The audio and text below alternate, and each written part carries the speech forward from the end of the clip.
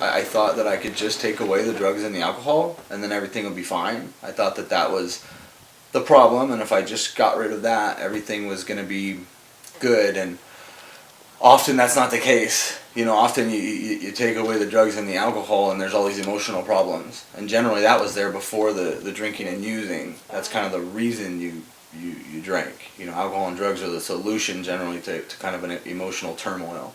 And the goal is to get to the real emotions. Unfortunately, pain is probably the best motivator.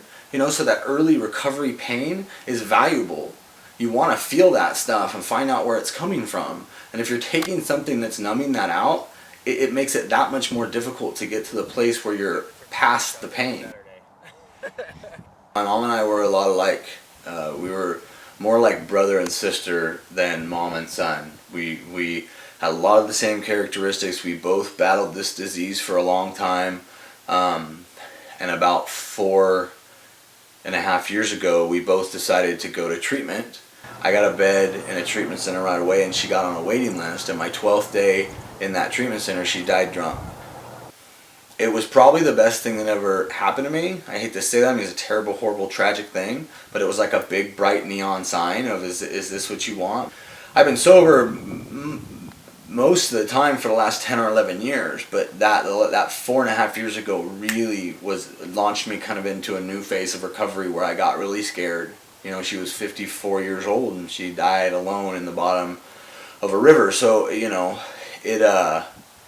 it was a terrible, horrible thing, but it was probably the best thing that ever happened to me. That kind of was my motivation for once I kind of got it together to try to help other alcoholics and addicts, and I'll always try to help other alcoholics and addicts, and that spawns from that too, that piece of me that feels like I didn't save her or whatever, which I know is crap, that I don't need to feel like that, but it's there for whatever reason. But over the years I've kind of been addicted to every drug you can do, every way you can do it. I've kind of been through all of them, and there has been times where opiates were a problem for me.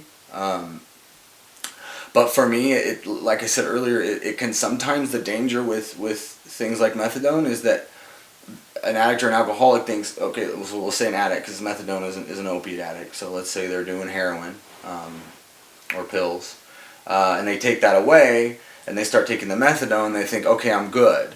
I got rid of the problem, and now I have a solution here, which is this methadone, and I'm going to move on with my life. And they completely forget the part of the puzzle with that emotional turmoil, that you have to deal with that stuff. I don't think methadone is a terrible, horrible monster or anything, but it has to be coupled with an actual recovery program.